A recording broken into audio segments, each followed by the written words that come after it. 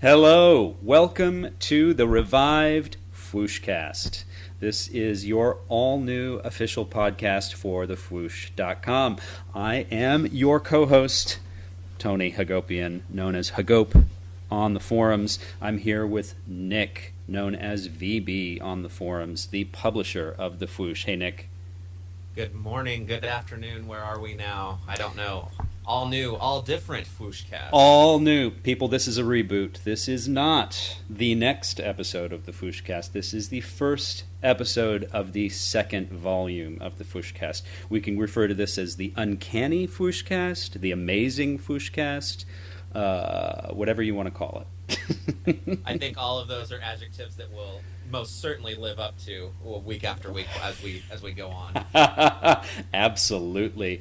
And, you know, on that note, let me just say that we can maybe refer to this, think of this as an Ashcan. Do you know what an Ashcan is, Nick, in the comic book parlance? I would love a reminder. Well, let me tell you, an Ashcan refers to, I don't even know if, honestly, I don't know if in the digital industry of today if they still do this, but back in the day, as a marketing tool, publishers would put out a small black and white, probably 6x4 pamphlet with maybe four to 10 pages of the comic that was coming out, just sample pages, and then a little bit of log line material, this is a series about blah blah blah, and it was they would have offered at conventions or something to try and get publishers interested, or even publishers would use it if they wanted to get retailers interested. Sometimes they'd even send a stack out to retailers with their regular shipments to put on the counters and try and drum up interest. Basically like a marketing tool. But it was called an Ashcan because it's just like something you just throw away. Oh. It was well, five minutes in, and I'm sure I've already lost some credibility to the hardcore comic book fans out there not knowing exactly what an Ashcan is. But maybe modern times, a bit of a sizzle reel. Is that what we're looking at here? Yeah, kind of. But so the other thing was that sometimes, and especially this was, I guess, a thing in the '80s where sometimes they became very valuable because even at that point in time when comic collectors, all comics that were being sold were immediately being put in acid-free Mylar and kept preserved for the ages, which eventually would kill the industry in terms of collectability, because nothing was rare anymore. But Ashcans would sometimes be really sought after because they would be rare because people didn't preserve them. So something like Teenage Mutant Ninja Turtles, or some of those other '80s independent stuff. People would say oh, I've got the original Ashcan of something. So think of this episode as the Ashcan. It is a template. It is an introduction. It is not the full version, but if you were lucky enough to take part in listening, you'll feel special, and you'll be able to say, "I heard the Ashcan edition of the new FwooshCast." And feeling special is what is the ultimate purpose of this, I'm sure. Absolutely. There you go. So we don't have music. We don't have guests today. We don't have a lot of things, but we have you and I, and we have the toys that make us happy. You just got back from San Diego Comic-Con last week. I did. And how many times have you been to San Diego Comic-Con at this point, Nick? A lot. Well, probably not a lot in comparison to some people who've been going since, right. There was no such thing as a line there. But this was I want to say this was my 8th or 9th year in a row, I think, which, I think probably for some that sounds like several years strung together, which I've been fortunate enough with how difficult it seems to be to get into that show nowadays to go that many times in a row. But I want to say it's 9. But it all kind of runs together. But at the same time, it's amazing how different the show has gotten, even in that short span of going consecutive years in a row. Yeah. Well, obviously, the Fwoosh did a great job, if I may say so myself, on your guys' behalf, of coverage and photos and, All sort the of real. credit, all the credit for that goes to the man, Matthew K., our amazing photographer, both in studio and out in the field, like Yeah. at Comic Con. So Matt does an extremely good job of covering Comic Con for us, while Pabs and I just kind of sit there and ask stupid questions around the event, like we don't know where we're going. Well, yeah, Matt is wonderful, and some great pictures that are still up, obviously up on the Fwoosh. I want to ask you what some of your favorite stuff was, but selfishly, I first want to ask you about one particular thing that was possibly the most interesting news / reveal for me. Yes. Obviously, I was super stoked about some of the Marvel Legends stuff that was announced, and there was some real surprises there, in addition to stuff that wasn't as surprising, but no less, enervating. But the thing that was most interesting, I thought, at least in the action figure world, was the Mezco Batman. Wow, where did that come from? Right?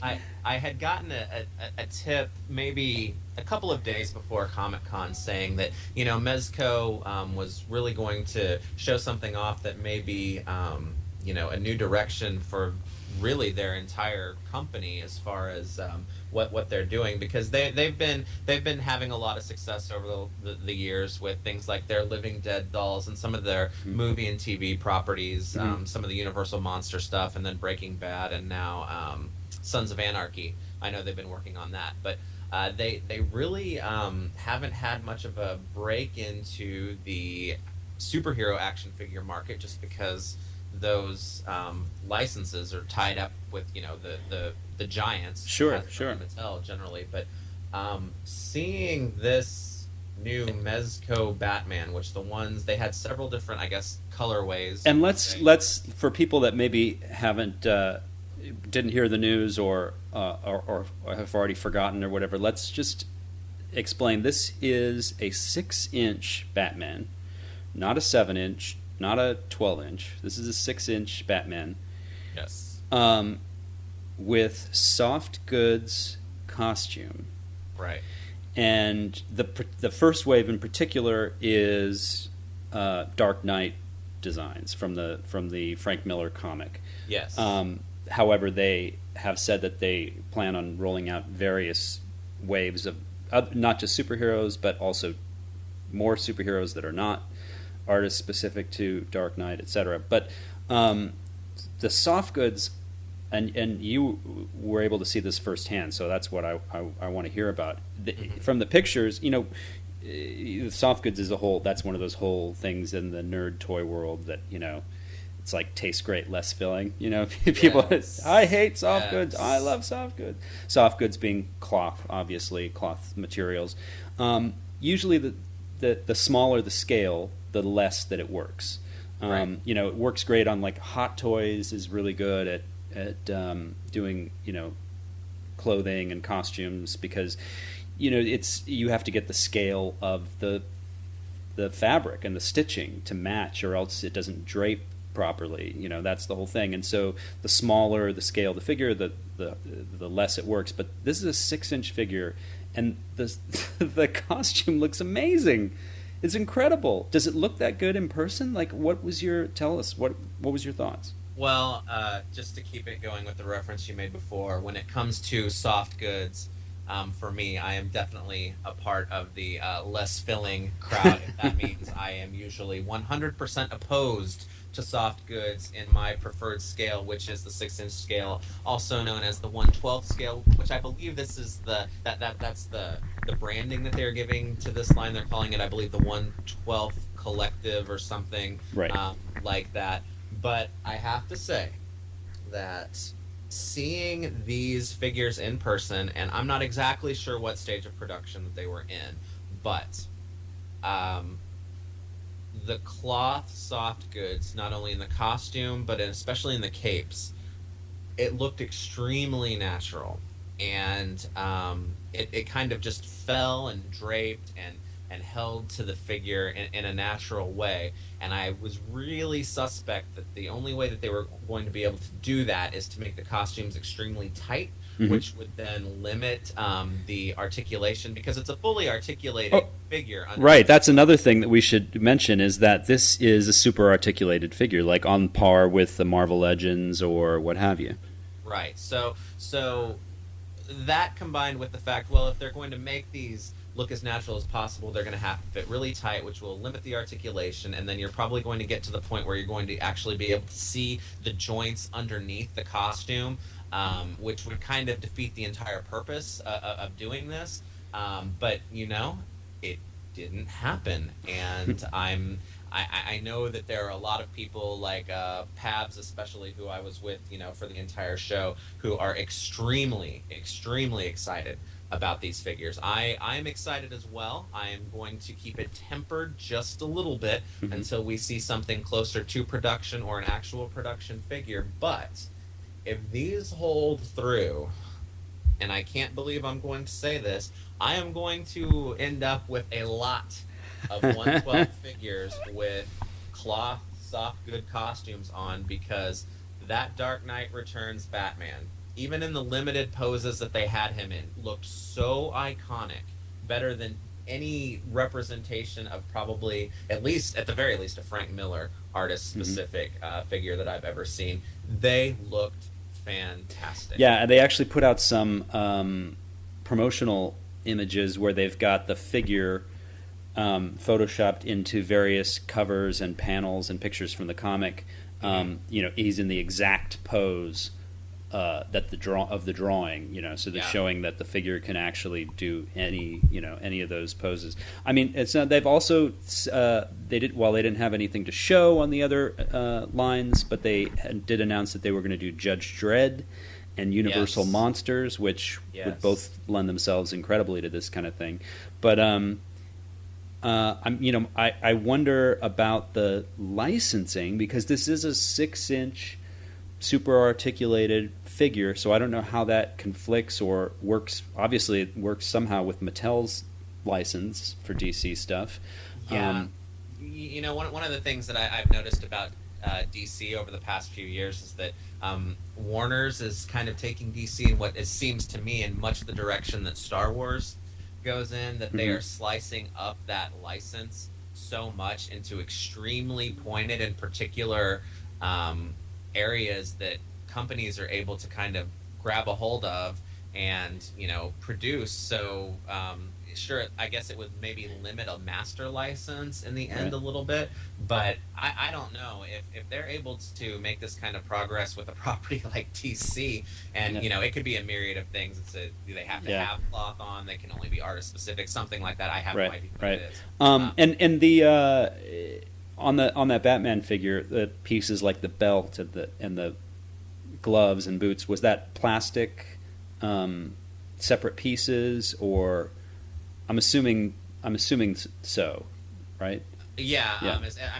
As far as I could tell, all the belts and the little I think even the gauntlets of that run down to the gloves, those were certainly not like sewn into the gray plastic of the standard costume. So and that's the thing, the belts were and the boots and things like that, they were sculpted so nicely that it's top quality work that really competes with any other sculpting house as far as I'm concerned right now. So them taking the sculpt and ratcheting that up to a high level, and then attempting this soft goods thing, and that's, I'll tell you, if they pull it off, it may be a game changer. I mean, really, because this is kind of the thing that people like, geeks like us have sort of like fantasized about for years, is like, because there's always that trade-off between articulation and sculpt, right? Because the more articulation you cut into a figure, the harder it is to maintain the sculpt. But when you get like what's essentially a skin over the top, which is the the cloth outfit, you can hide any articulation. So, like for example, with the DC Universe Classics, a lot of people didn't like the hinged hips because Right. when the legs are spread, then the crotch area looks strange. And for Marvel Legends, it was the ball shoulders. People thought it looked they were a little big, etc. But you put a sort of a skin tight costume over that, you don't see that. All you get is the functionality of the articulation, but it looks just like it came off the page. Yeah, I think along with the ability for people to be able to actually produce their own action figures with 3D printing and whatnot, the kind of the next level that this hobby or industry has been looking towards over the past several years has been the ability to create these super articulated figures that don't look super articulated. And, and as far as I know, there's not a material out there yet that's affordable or exists so that it can function at a scale like this, to make it so that an action figure can have quote unquote skin. But I'll tell you, Mezco, this is very, very, very interesting. So I am definitely rooting for them, and I really hope that these, especially this first round with such an iconic look for Batman, comes out and comes through production well. Because, like I said, if it does, they could be onto something and be kind of ahead of the curve that nobody's really looking at doing right now. Yeah, and I'll be interested to see what the final price point comes on for that's those going as to be well. the kicker, because I think people need to temper their excitement with something like this with the realization is that if you are going to get a premium figure and it's going to have multiple materials that are used, like something like this, this is really taking the collector grade, I think, kind of to a bit of a next level. We're not talking about Hot Toys or things like that, but I think that you're probably going to end up paying a premium for these. But if you do, if everything works out, it's definitely going to be one of those instances where you kind of get what you pay for. Right. Yeah. Well, what did Palpatine say to young Annie? I will keep my eye on you, or something. We're going to get a million emails about how I. The prequel trilogy. Yeah. Oh, did you put those out of your mind? Are those not canon for you? No. I am definitely not one of those guys. I find things that I enjoy and that are redeeming from those movies for sure. But we could talk for 6 episodes in a row and just scratch the surface on our feelings about the Star Wars trilogy, I'm sure. Yeah, well, that'll be a future episode. We'll mark that down when we get maybe when we get closer to episode 7 coming. And that's going to be here before we know it, I'm sure. Back to San Diego Comic-Con, I noticed a lack of news from Funko in terms of their legacy lines. Did you get a chance to talk with them about any of that? Well, actually, I had an appointment all set up with Funko, but kind of like the insanity of the entire show, and notably their booth, I was not able to talk with Funko because their representative who was going to meet with us was off having to do something else. But that was okay. I think with Funko, what people were kind of expecting was kind of the same treatment that companies like Mattel, Hasbro, NECA, Mezco give us, where they have retail space or exclusive figures and whatnot, but then they also designate part of their booth to new reveals and things like that. And Funko only took the retail philosophy with San Diego this year. Their booth was exclusively set up to sell it could have been hundreds of show exclusives that they had there this year. So really the only new thing that I think I remember seeing for Funko as far as legacy goes was maybe it was in the Diamond booth. They actually had what looked like some production samples for their Magic the Gathering figures. Oh, right. Okay. But other than that, nothing new was revealed. Right. And you and I spoke to them at Toy Fair in New York in February, and they were talking about some of the legacy lines that they were gearing up for like Firefly and for Rocketeer. Right. And they were hoping that San Diego might be a time that they announced or revealed some more information on that, but that was a no-go, huh?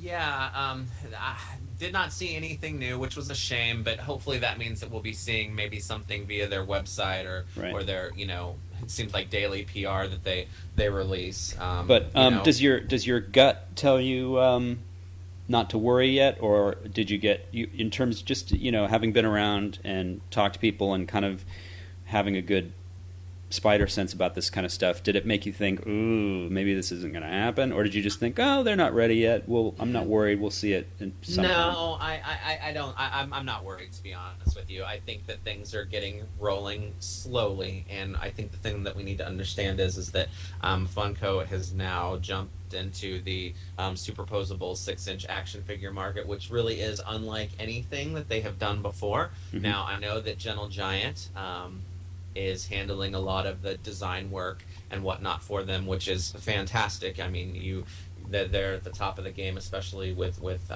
things like that. But I think this is just kind of a new ball of wax for them. I think the production cycle takes a little bit longer for these types of figures in comparison to things that they're used to selling, like their pop vinyls and whatnot. So I'm not worried.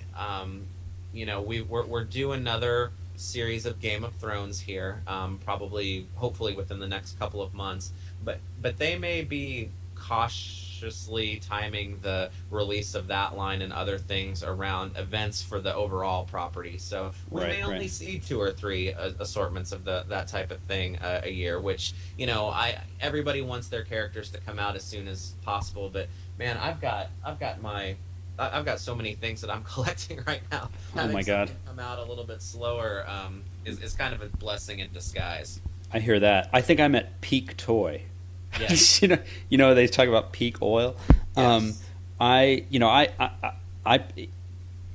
If in the world of the toy collector, I collect probably far less than the average person. Mm-hmm. Now, compared to like the general person at large, if some civilian, if you will, like came and saw like all the toys that I have, they would think I was a hoarder or something. But in terms of as the average Fwoosher goes, I'm nothing. I'm an amateur. I'm not a completist on anything. I'm mostly 6-inch superhero properties with a few other exceptions. But however, I live in a small New York City apartment. Yeah.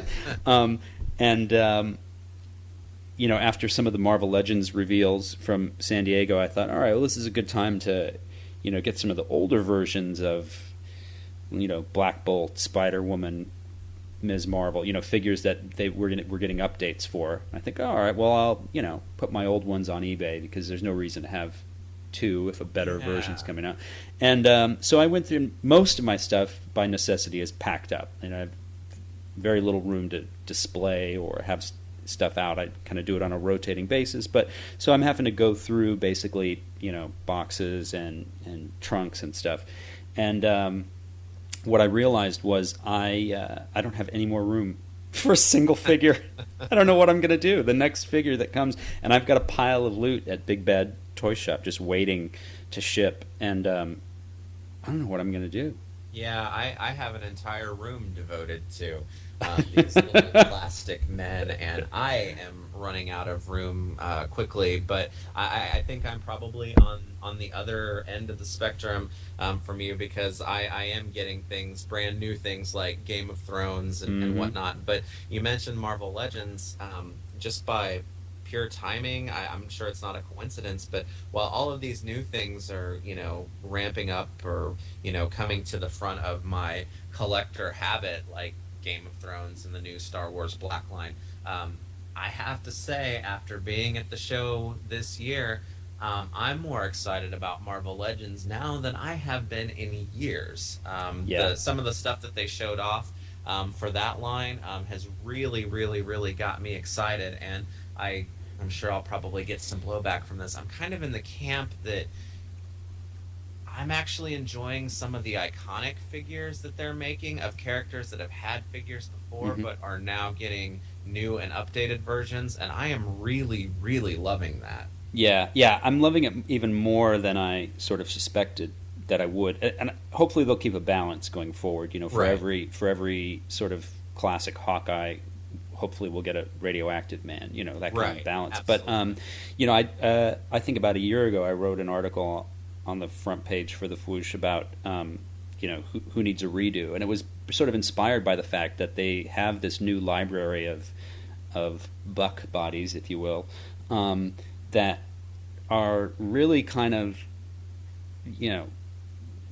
learning from the lessons of the past. It's sort of like they've taken all the best practices and sort of come up with some of these bodies that are really kind of the best ever in terms No, of a I completely agree with you. and so it's so I want to see every character that it makes sense to be on that that new Black Panther or Bucky Captain America sort of or the normal brand new size. Spider-Man body that they showed off at the show. Right, and so it's like, go ahead, make me a new Daredevil, make me a new Silver Right. Surfer, make me a new Vision. I Yeah, will those take. are big ones. Yeah, and especially because you get like I'd like to just take that Black Panther as a great example because he's just a blank body, but the Toy Biz Marvel Legends Black Panther has always been one of my favorite, but all of a sudden it just, wow, it really ages overnight, and then by extension, putting him next to other, Toy Biz or even older Hasbro figures, it ages the whole collection. So, not to take nothing obviously away from Toy Biz and Legends of the past, but it's been 10, 15 years, and there's been advances, and these they're great. Yeah. So, and I know a lot of people.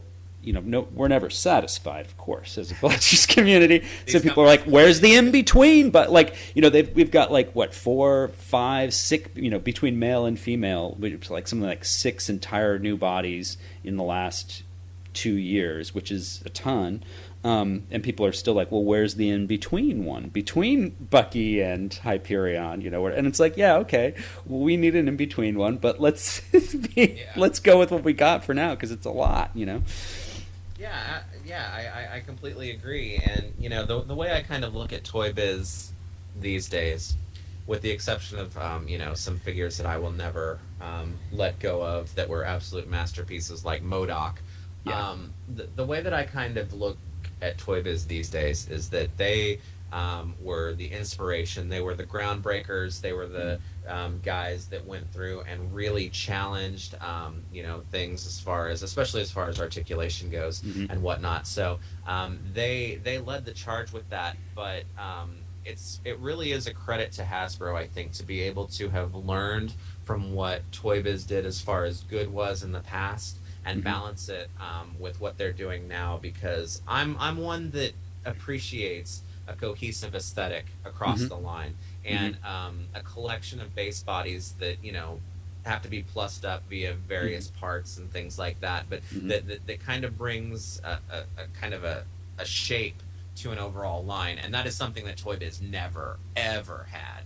Right. And I don't think that they were ever really trying to do that. Right, and they were. Yeah, I mean, I think I recall Jesse Falcon having said something to the effect of, at some point, we were, with every wave, we were trying to push the envelope, So they were not only were they not trying to make a cohesive line in that sense, but they were almost trying not to, in the sense that each wave we were trying to outdo and reinvent again and again and again, which in its own on its own face was fantastic, and they sort of built an entire industry in terms of the 6-inch articulated action figure. They sort of created that whole market that every other line has been sort of based on that from now on. But it's great now that we've now that innovation has hit a peak level, and with advanced computer technology and et cetera, to be able to get something that is both that benefits from all those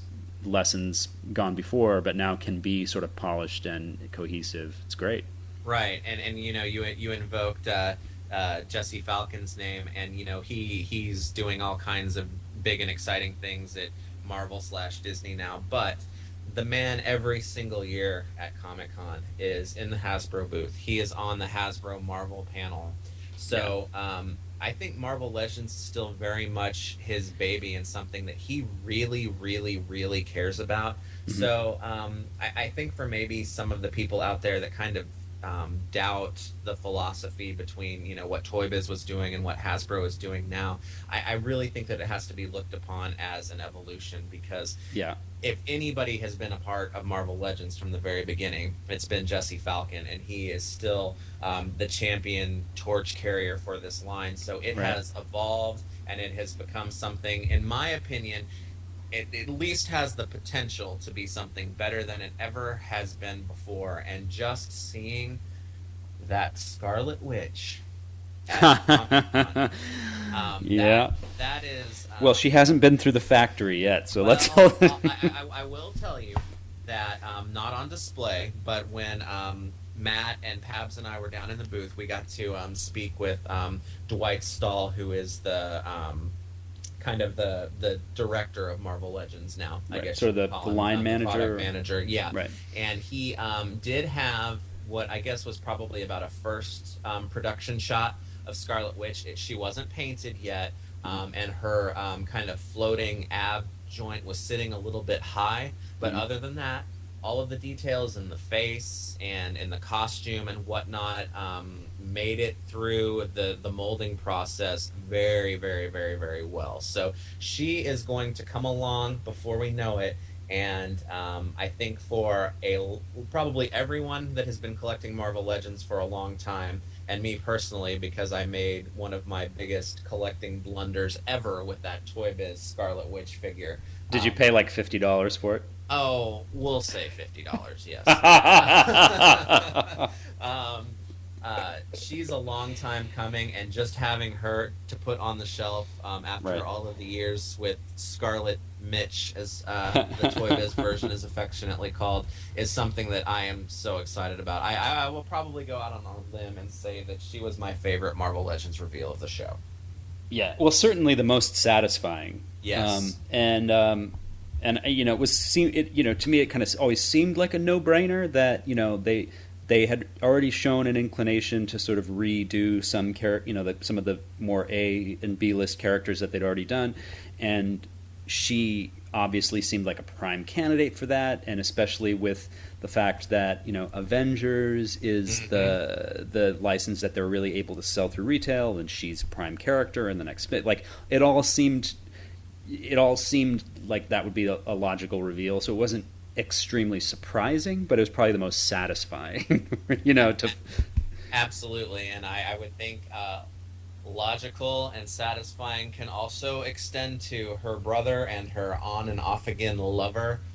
We need Quicksilver and Vision very badly to be rebooted, and it just so happens that they are going to be both appearing in this movie that I've been hearing. Yeah, interesting.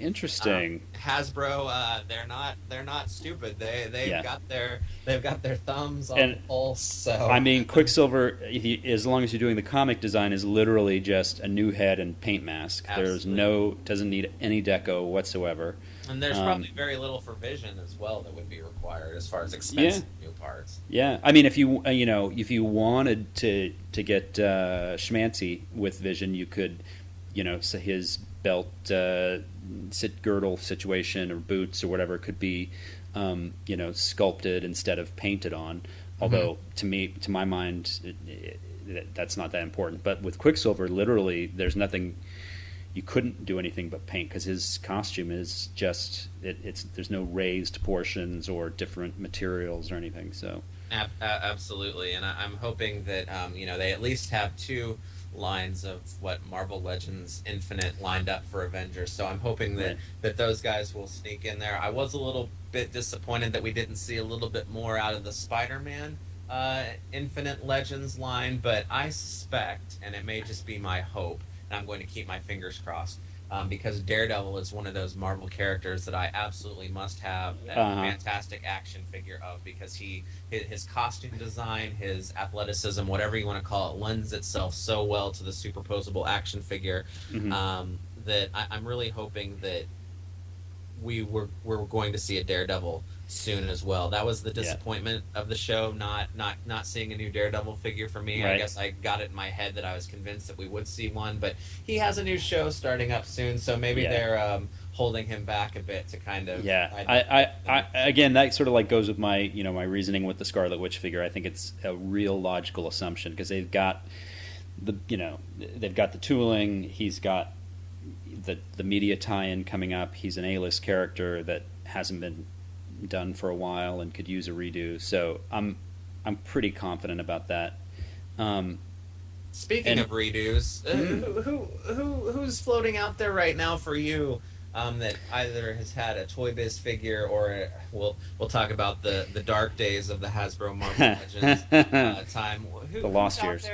Who's out there that you think is in most need of a redo at this point? And you're talking redo, not redo, a new character. Redo. Well, one in a minute. It's interesting. There's a few.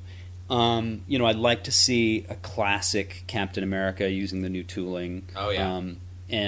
And I'm pretty confident that that's almost a no-brainer at some point. I wouldn't mind if they revisited that classic Iron Man Mark V armor. Absolutely. Because while the one that they did in the 2-pack is pretty good, it's a little short and skinny for me. Yeah. I don't know who's fitting inside that armor, but it's right.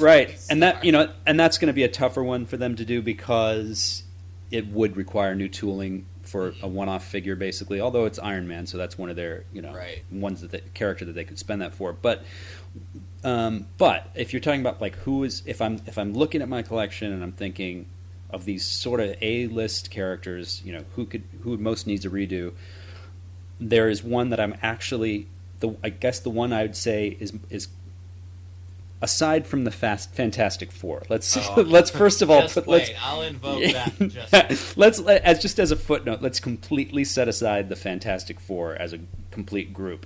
You for can this. do that, but I promise nothing. But if you're talking about a single character, it is one that I actually have very little confidence I'm gonna see, and that is a classic comic Thor. Because we've gotten the two, both from Toy Biz, one early on, one in the Giant Man wave. The Giant Man wave one, which I guess would have been wave 14 or so, is pretty darn good even to this day. Yeah, but I love the sculpt on that. Yeah, but I would love to see him redone with that Hyperion Sabretooth Gladiator body. Yeah. And it's not going to happen because they are married to Thor being 10 feet tall or however, these...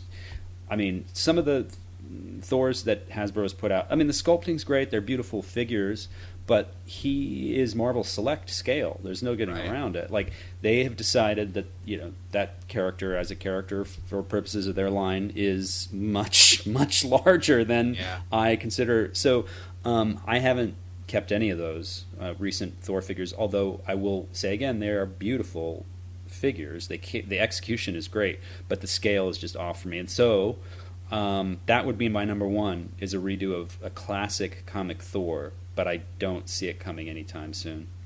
Yeah, I agree with you, but it would be cool to have. But at the same time, Right now, I'm almost more optimistic that we would see a new classic Thor out of them than my beloved Fantastic Four. Oh God! And especially if the rumors are to be believed, about Marvel sort of purposefully de-emphasizing characters in their publishing universe whose movie rights are owned by other studios, i.e., X-Men and Fantastic Four. I don't know how much stock to put in some of those rumors, or how deep it goes, but anyway, yeah. Yeah, it's speculation, because I don't know for sure, but it kills me more than probably just about any other. I'll call it a farmed out Marvel property that Fantastic Four is not a part of the Marvel Studios family, just because of how they tie in with the Avengers and everything that's going on with them and even Guardians of the Galaxy now. So that kind of kills me from a movie standpoint. But man, just getting a classic blue and black Fantastic Four, is it so much to ask for? When you talk about a character and you say that the best figure that she's had is one that's invisible, That I mean, And that's the thing too, because I'll make no bones about it. Ben Grimm, the Thing, is my favorite Marvel character. So I have quite a collection of Ben Grimm action figures, and just about every single one of them, I can find something redeeming about them, be it a head sculpt or a scale thing or something like that. But there's really not one that has been made in the 1/12 scale that suits what I consider to be a perfect or a spot-on representation of a classic Ben Grimm. The original Marvel Legends one from way back in Series 2 had an amazing head sculpt, but the body is just so weird. It was great at the time. Yeah, you know, in 2002 or whenever it came out, it was great. But I mean, the articulation's really wonky, and the limb proportions now, you know, looking at it now, are really off and strange. Well, I'm expecting hate mail for this, but I have to say, as far as action figure representation goes, I know that superhero showdown line that Toy Biz put out was not very popular, especially amongst the hardcore 3 3/4 action figure collectors. But the thing that came out in that line, as far as aesthetics go, is probably the best looking classic thing that has been made in action figure form, in my opinion, in the past, I don't know, since I've been an adult collector. Yeah, no, I think you're probably right. You know, and the last, or I guess the only Hasbro attempt at the Thing was so close. Yeah. The head head's is terrible. so strange, but the body is great scale. It's the first one that I think is what I would consider to be the scale that I want. You know, basically like 6 feet or a little over 6 feet, and just wide. And you know, it's a little modern with the Rocky, you know, the way they've interpreted the Rocky skin or whatever. But it's not bad, and the articulation isn't, you know, super articulated. But that, again, you know, it's one of those bulky characters where you don't expect, you know, some kind of Spider-Man type articulation. It's good enough, and it doesn't break up the sculpt. So that was so close. If it had had a better head. Yeah, no, I agree, because I saw a lot of people when that figure came out, you know, do some custom paint work on that figure, and even the added details, because that was really back when Hasbro wasn't doing a whole lot of painting on their Marvel Legends figures. Even the added detail that came from that on the body looked really, really great, and I'm okay with the, you know, the Rocky the Rocky look to the Thing. That doesn't bother me. But yeah, the head was terrible.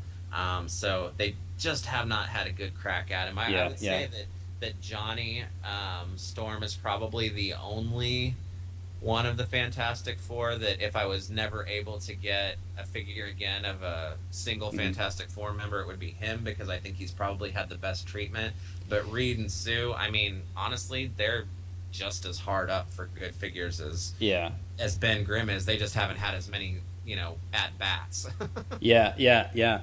No, they all. I mean, that is a prime candidate for a wave of you know, 3 to 5 with Thing as a build-a-figure, and have you know, like, throw a couple of villains in there. You know. Well, and that Spider-Man body that they showed off at Comic-Con, Pabs and I looked at each other and we were like, Reed Richards, now, please. Yeah. And let me ask you about that Spider-Man body. Is it essentially the same as the Spider-Man, the movie, Amazing Spider-Man 2 movie figure that just came out this year, only with without the texturized? Is the engineering, aesthetic, etc., basically the same?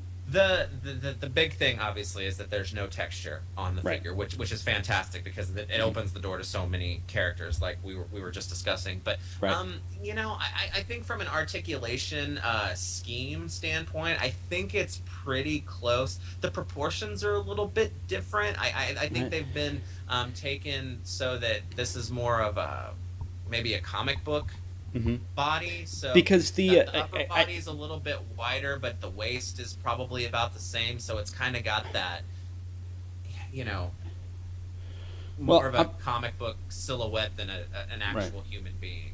Well, that might be good, because I remember seeing the photos of the, you know, the promotional photos of the Amazing Spider-Man 2 figure. and thinking, oh, this looks pretty great, and the articulation scheme was great, and obviously a new body and everything, and then getting it. There was just something a little off about it in the the crotch piece. There's sort of a strange gap between the hip, where the hip hinges come in, and the mid portion, and that sort of like makes the spine sort of sit a little bit odd, and then the shoulder. There was something just a little awkward about the shoulders being a little pinched or something. So I was just wondering if I should be expecting basically that same figure with no texture, or if it really is a new figure. Yeah, this is definitely a from the ground up build, okay. As far as that goes. So, of course, there's always the chance that something isn't going to go right in production as well, because as far as I could tell looking at that Spider-Man, it looked like a painted sample that wasn't anything that has been from the factory yet. I could be wrong on that, of course. Because it could, because that you talk about great reveals, that could be basically everyone's default Spider-Man for years to come if it comes out. You were talking about the Spider-Man 2 Spider-Man, which it's not perfect, but if I have to make an admission here, that's the Spider-Man that I have displayed amongst my comic figures right now, because again, I've never been super happy with any Spider-Man figure that I've picked up, recently. But this new one, if it comes through and it does its thing the way that it's supposed to, I'm gonna be able to tick Spider-Man finally off of my list, and that's not to say that there haven't been Spider-Man figures that I've been perfectly happy with in the past, like the Sinister Six box set one, and then whichever, it's not the McFarlane Spider-Man, it's the the J the one that everybody thinks is McFarlane, but it's not. yeah it's why is that artist's name completely escaping me? But everybody knows which one we're talking about. That one was a great one at the time too, but as I've gotten the I guess maybe the DC Classics influence kind of put on Spider-Man about wanting that cohesive look to a line and whatnot, this one is one that fits in perfectly from an aesthetic standpoint with all the rest of the Legend stuff that Hasbro is doing right now. Cool. Yeah. Well, that's a lot to look forward to. Wow. Do you mind if we move out of action figures for a minute? Let's do it. I assume you've seen Guardians of the Galaxy at least once. Twice now, yes. I'm kind of dying to see it again, and I guess that that's an admission on both our parts of how much we liked it. I'll be honest with you. It is the most fun that I've had at a movie in a long time, and it is also the movie that has lived up, in my opinion, to every little bit of hype that it got prior to being released of anything that I have seen recently. I'll come out and say that it's tied with Captain America 2 as my favorite Marvel movies thus far, but for a completely different reason from Cap. Yeah, no, I feel the same way. I would have a three-way tie with those two and Avengers, but all three different movies. And a civilian off the street may say, I don't see how Avengers and Captain America 2 and those are all those just superhero action movies. But within the genre of superhero action movies, they are very different, which I think is, I'm not the first person to point this out, obviously, but that is one of the many reasons why Marvel's had such great success, is they're not making the same movie over and over again. Right. They realize what makes each of these characters and each of these properties special, and they're making a movie for that property, very specific. They didn't get Michael Bay to direct Thor. Right. They got Kenneth Branagh, which, it may, I'm sure to like industry people in Hollywood, they think, Kenneth Branagh directing Thor? What the? But it actually is a super intuitive choice, Absolutely. in the same way that Robert Downey Jr. for Iron Man, right. which is, people would say, well, why isn't it Tom Cruise? That would be the. But can you picture Iron Man as anybody else walking this earth right now? Right. And so Guardians of the Galaxy. We could have a whole episode on reasons why I liked that, and I'm sure millions of other people, podcasts and blogs and stuff have already gone on and on. But so entertaining. Well, it's gotten cliche, by now, but obviously Marvel got Rocket Raccoon in a movie before DC got Wonder Woman in a movie, and of course, Rocket and Groot were show stealers, which I think everybody was kind of expecting. But this might just be me, but the one that I was the most pleasantly surprised with is that I can't believe how much I ended up loving Drax. Drax, I know, me too. Yeah, absolutely. You know, I haven't followed wrestling since I was in junior high, so I'm not familiar with. You don't have to, as far as it goes to the acting. Right, but you know, I would have just expected, oh, okay, it's a wrestler, and they're going to paint him green, and he's Drax, whatever. But he was great. He broke, I guess he broke the wrestling curse, and I'll tell you, Drax is on another planet compared to, what was it, Mr. Nanny that Hulk Hogan did several years ago. Oh God. Yeah, I mean, speaking as an actor, I mean, I don't, you know, maybe this guy actually has chops. I mean, you know, or you know, James Gunn is a great director of actors and gave him some great, you know, direction and stuff in terms of how to approach. But he was great. Like, it was just, he played it totally straight, totally sincere. No, there was no posturing, which, you know, that is all the sort of traps that you expect from a quote-unquote wrestler trying to act. And also in a role like that where, you know, you could just read it on paper, especially if you don't know, you know, the characters and stuff. You're like, oh, okay, this is just a big, you know, meathead guy that wants vengeance or whatever, blah, blah, blah. But, boy, he really played that well. Yeah, he had, you know, just the logical responses and whatnot were great. So I really enjoyed Drax. I was a little worried about the whole Bradley Cooper as Rocket thing, because I'll make an admission that I was not a fan of the movie American Hustle. And I was not either. He was a huge part of the reason why I was not a fan of American Hustle, and that could have had to do with the character and the way it was portrayed and he was directed and whatnot. But I was really scared that every time Rocket opened his mouth in this movie, I was going to be, you know, reminded of the Jerry curled Bradley Cooper from American Hustle. But he did voice acting for that role. He did. He really great. did. And I was worried about it too. Not so much because of Bradley Cooper per se, although I was not a big fan of American Hustle or Silver Linings Playbook, for that matter. I didn't see that one, so. But I have liked him in other stuff, and I generally, you know, like him as an actor, but I just wasn't convinced about the fit of the, you know, the voice, and, you know, I thought, was he going to do like a crazy voice, which would be wrong, and this and that, but, you know, 2 lines in, I was not thinking about Bradley Cooper. It was completely Rocket, and he really did voice acting, as you say. Like he was great. He was great. Yeah, definitely a fun movie. Chris Pratt is going to be all over the place. Oh yeah, I mean, come on. And he brought some heart to it that was great. I guess if I was put in a corner and I had to nitpick something, I would have liked a little bit more with Ronan getting his backstory a little bit more, and I was kind of sad to see him. Well, I guess, is it safe to get into spoiler territory at this point? I don't know. Well, let's say, first of all, it's been out for 2 weeks. If you haven't seen, and I mean, at the time of this recording, by the time we ever get this uploaded, who knows? And so, if you haven't seen this fantastic movie yet, then it's shame on you. But we can maybe say that Ronan is completely defeated at the end. We'll say that, which that's kind of a shame, because I really like Lee Pace, the actor that portrayed him, and I think that there could have been more. But, you know, this is the Marvel universe. It's a comic book movie based off of comic books where nothing, as far as certain defeat goes, is ever for sure. So who knows? But yeah, I was a little sad that we didn't get a little bit more than that, but I was surprised with how much of Thanos we actually did see in this movie.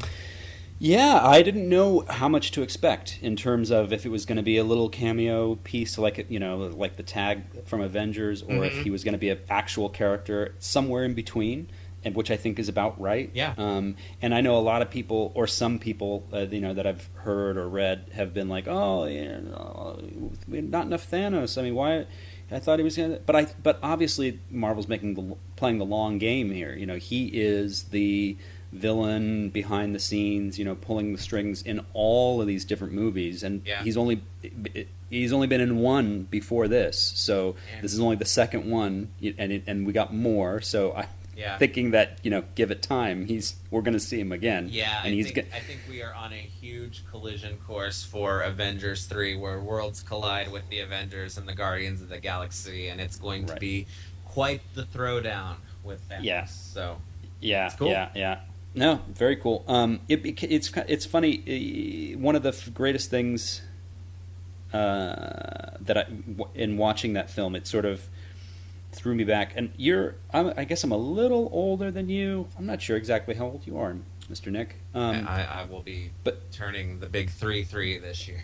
Oh, okay, great. Well, so I have in my early past the sort of 70s science fantasy, early Dungeons and Dragons, Frank Frazetta, Boris Vallejo, heavy metal, like that sort of like era tone of science. I call it science fantasy because it's not even really science fiction. Right. It's kind of this strange like 70s kind of, and there was something about the production design and cinematography and God knows the soundtrack for Guardians of the Galaxy that really like threw me back into that moment, which was really kind of cool. Because that's kind of, I mean, that's where, you know, like the character Star-Lord originated out of that whole, you know, time and era.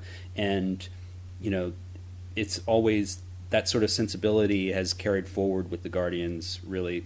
And so what a great place to ground it in. And how it was really cool that you could make, you know, a science fiction action movie that had a specific sort of evocative atmosphere like that, which, you know, seems like, I don't know, you know, if I was handed a project like that, I wouldn't even know how to do that, but they did it. It was kind of cool. Well, so, and you know, everybody's been saying this too.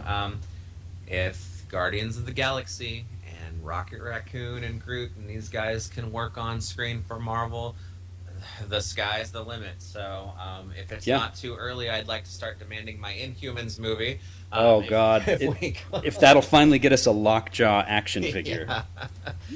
I know in the comics that Marvel's kind of been setting them up to be kind of the de facto replacements for the X-Men, since X-Men is obviously being wrangled by Fox as far as movies go right now. So I'm hoping that I don't know. An Inhumans movie could be pretty cool. Yeah. Well, let's do it. Certainly one of my favorite. You know, Lockjaw. Obviously, that's my you know, my old saw that I'm always on and on about.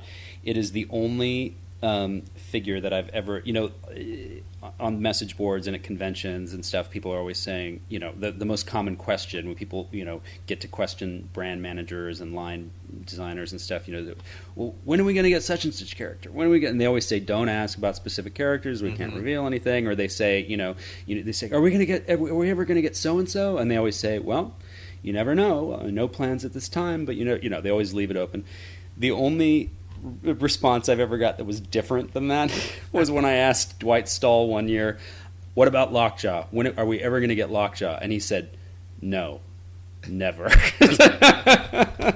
Well, you know, Lockjaw though, he's one of those characters that actually gives us, I think, maybe a little bit more opportunity for someone that you would think would be completely off the table, because not only can you bug Dwight about that, but I know you can bug Zach Oat and the crew from Diamond Select. Oh, trust me, I have, and they and I think Zach said, why don't you just use the thing from the that Adam Sandler movie that McFarlane did a line of toys from? Oh yeah. I can't remember the name of that film, but there's a dog. There's like a sort of a pit bull type, sort of non-articulated large dog from this film that and I think some people have used it as, you know, fodder for customizing a Lockjaw or something. At some point on the boards when I was haranguing Marvel Select about that, and Zach Oates said, why don't you just Little Nicky? That's the line. He goes, why don't you just use that dog from Little Nicky?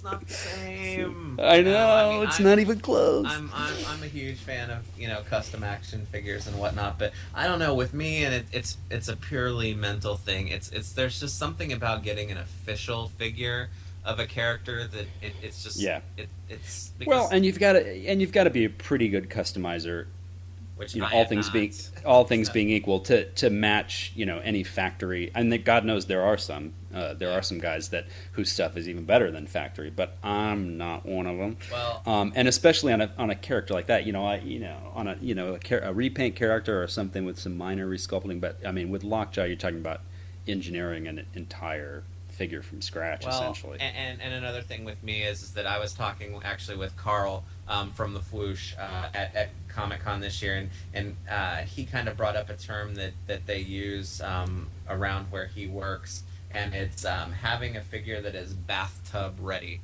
which is hilarious to think, but it's just having a figure that is produced, it's made by a factory, it's painted with those paints that don't come off, that you can get in China, that if you want to, you can throw that figure in the bathtub and play with it.